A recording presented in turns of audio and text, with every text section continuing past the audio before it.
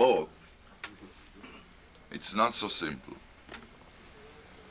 I believe all at all it will take between 700 to 900 millions and additional 5 years to have it. Mr. Rabin, I just want to ask you something that In different field.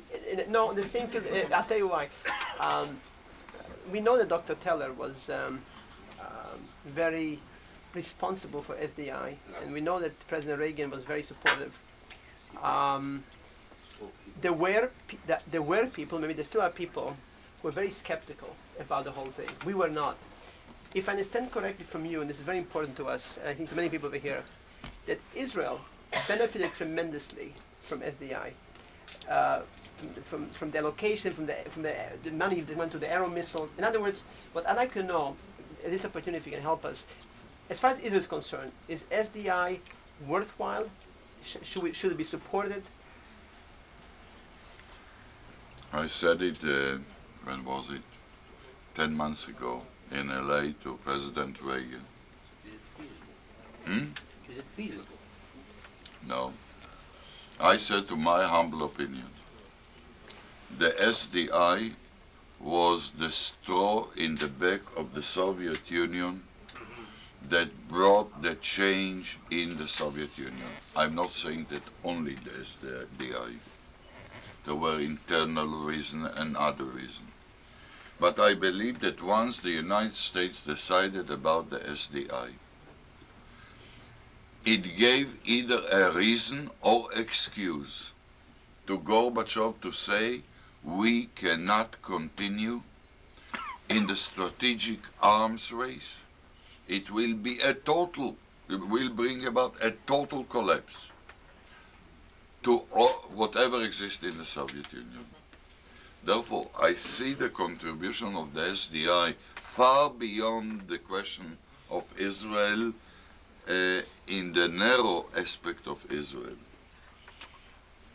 I know that there are people who might argue about it. I believe it was one of the most important strategic decisions that were taken by the United States for a long time. But this is a foreigner position on American affairs.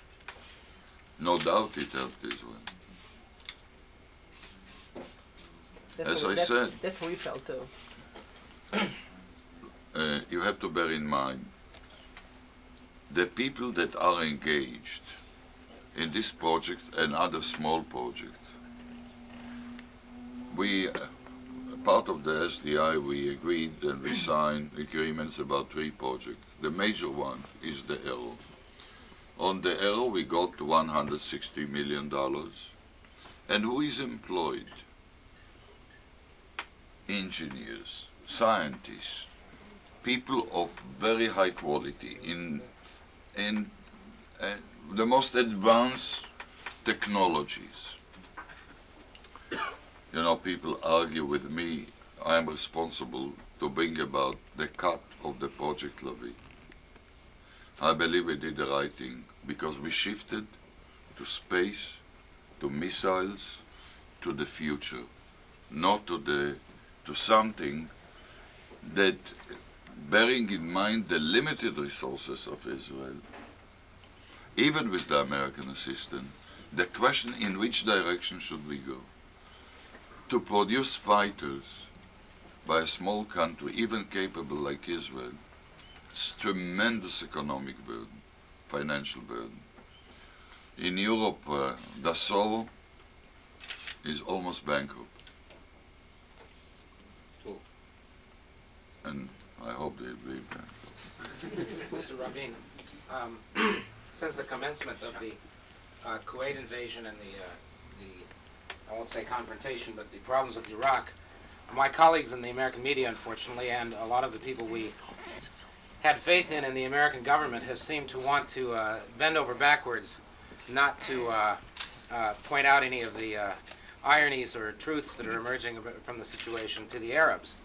There's a great desire not to have to remind the Arabs that, in fact, the so-called Western imperialist Zionist powers are bailing out Saudi Arabia and saving Saudi Arabia from the Iraqis.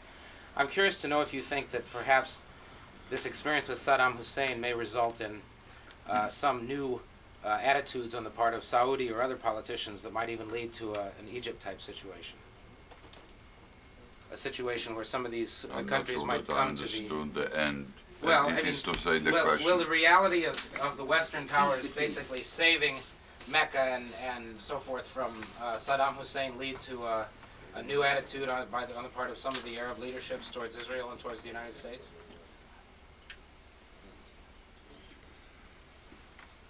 Well, the mere fact is that Egypt,